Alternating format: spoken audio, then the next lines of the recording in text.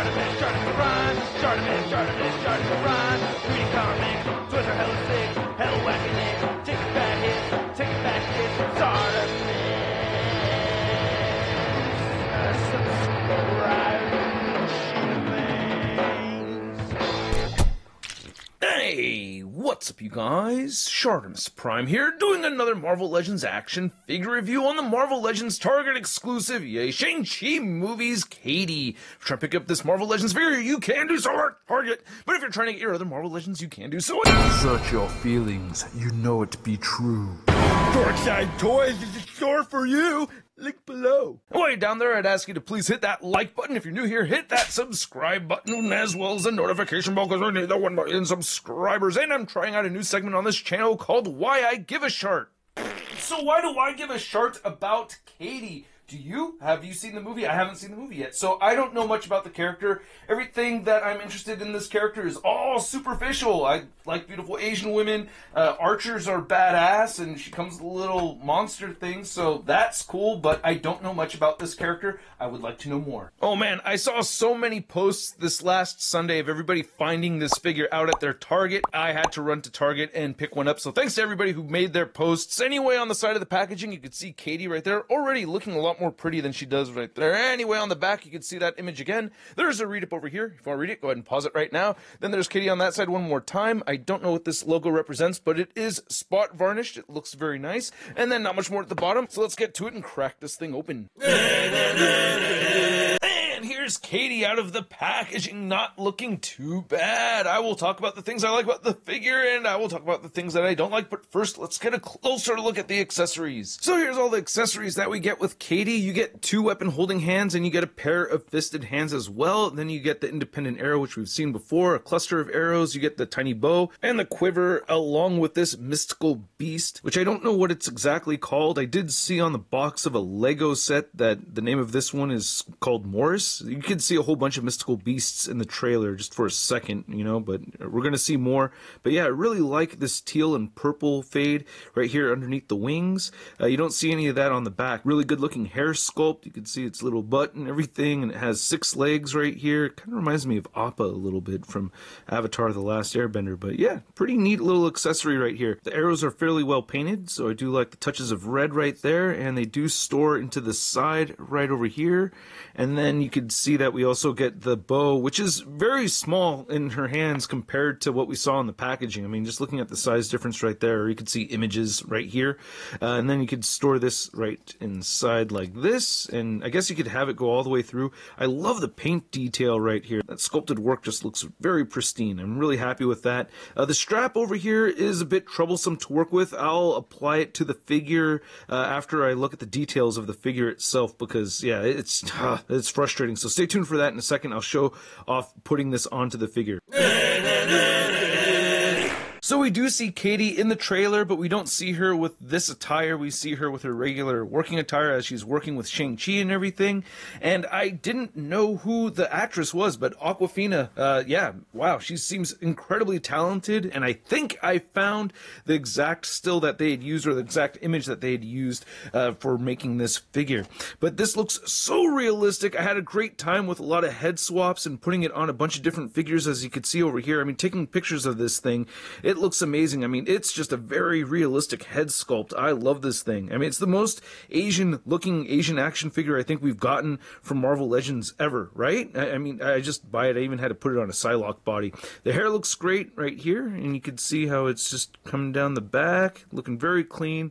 Then it's parted off to the side right over there. I love the attention to detail with all the paint applications throughout on this dress. That really impresses me, and I really like the texturing and the patterns and the sculpt right here. That looks really good too. I mean, look at all those floral patterns right there. Just painted very, very well. Really accurate. Wow. Yeah, the factory is really pumping out some really good paint apps over here. Look at that, man. That is really good looking. You even got some, you know, some strings tying it all together right there. Not a whole lot more paint coming throughout the rest of the figure, and you do get an open slit on one side right here. And you can see how she has some pants underneath, and then you get the ankles, and then you can see she's got the chancletas on right there, and we've got the bare Asian patas, and I won't say anything more about that because I'm one Patreon video away from getting canceled, or one more foot joke away from getting canceled. But seriously, there is some paint splotch right over there, and a little bit of paint missing right here on this strap. But I do like the sculpt, and you can see that we get peg holes at the bottom of the feet along with the serial info. We'll say these wrists look a little flat. I wish that they're contoured towards the fist over here a little better. So as I mentioned, putting the quiver on is a little tricky because I hate this little strap thing right over here. It gets in her face. The way this is made, it looks like it's contoured to go across like this. So I'm just going to weave it over the arm and over the head like this, and you can see that the way this is made, it's meant to come across this side, but on the packaging she holds the bow with her left hand, so I find it weird that she's reaching this way but the arrows are all over here, and then this little strap gets into her face and everything, so that really irks me. I mean, it's really bothersome.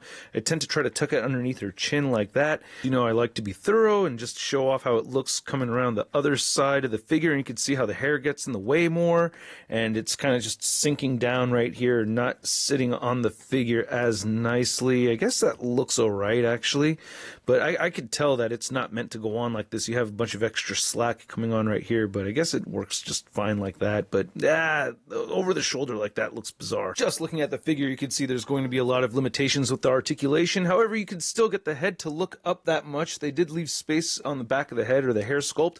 You can move the head downward quite a bit, and it will shift forward some, like a little bit like a pile driver. You get side-to-side motion and good head pivoting right here. Shoulders move outward that far. You can move them all the way down, rotate a full 360. Only the single jointed elbow. We do get rotation at that elbow as well, and then all the hands turn side to side and hinge up and down. You get a waist joint right here that turns side to side, and she does have good waist pivoting, and she'll crunch forward that much and back that far. It's actually, you can see the dumbbell joint underneath right there, so it's a dumbbell joint, two balls right there with the stem in between. That did not sound right, but yeah, you get a lot of pivoting and turning and all that stuff over here. And then that's kind of it, man, aside from the feet. I mean, you could move this right leg outward that far, and that's about it. You could barely move that leg forward. You can move them both forward just that much and back that much. There is upper thigh cut in here. There is double jointed knees in here, which are really hard to use. You do get calf rotation, ankles move down, up, and she has beautiful ankle pivot. Now to measure out Katy and Morris, you can see that Katy is standing just a little above the 6-inch mark over there, and then Morris is just around the 2-inch mark, I guess at the top of his neck, because there is no head there. It's about 1.5 inches, and about 2 inches across, maybe a little more. So not a lot of comparisons for this Katy figure. I don't know who else to compare it to, but I had to include Shang-Chi over here, and this is the comic version. They fit into scale if you want to make this a look. And then here's Katy next to our Netflix Colleen figure from the SDCC 4-pack, I think. But anyway, I think she's the most Asian real-life person we've seen in action figure form, or female Asian anyway, but I think she's of mixed ethnicity. I'm not 100% on that. And there's a head swap. I had to try it. Then here's Katy next to a bunch of other female figures that I had to try the head swaps on. We have the comic Gwen Stacy, comic Psylocke, we have the Netflix Jessica Jones, and we have our comic Mary Jane right there. And here's Katy next to your average 6-inch scale figure. We have the Marvel Legends Big Time Deadass Spider-Man.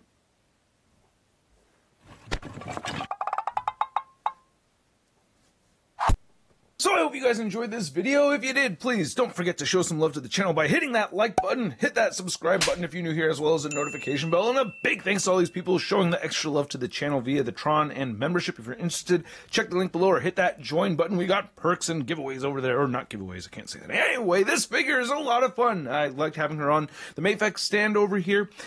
You know, I have my gripes with it, of course. I wish that they had a slit cut on the left side so I could move that other leg around. That would help a lot. I have the complication thing with the quiver, little paint app defect around the feet, which bothers me a little bit, but still, I really like the figure a lot, and I think it looks great. It's the head sculpt more than anything else that sells me on this thing. It looks fantastic. I'm just very impressed by it. I had a great time taking photos of this figure, and I know nothing about the character, so that really goes a long way. And the figure actually does come with a decent number of accessories, I think. You know, it did not feel light or anything, so at the price point of around 22 to 25 bucks, I'm going to give Katy a Sud rating of I love it! And I'd like to know what you guys think. Did you like it as much as I did? Let me know in the comment section below. Did you hate the figure? I don't know. Let me know. You probably have it. A lot of people went out Sunday getting their figures, so let me know in the comment section. If you want to see the latest Marvel news and a photo gallery of images from this video, you can find it all over at marvelousnews.com. And if you want to follow me over on social media, check me out on Instagram, Twitter, and Twitch, and I will catch you guys later. Peace! It's just the kind of thing I'm gonna play with my toys today. Well, I don't care what my people say. I'm gonna play with my toys today. Can't have one, I gotta get them all. Time to make a trip to the local mall. Oh yeah! That's crispy.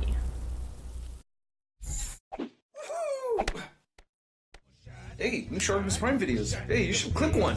Yeah, click on one of them. Or subscribe if you haven't. Your face is it was shot. Your face is it was shot. Your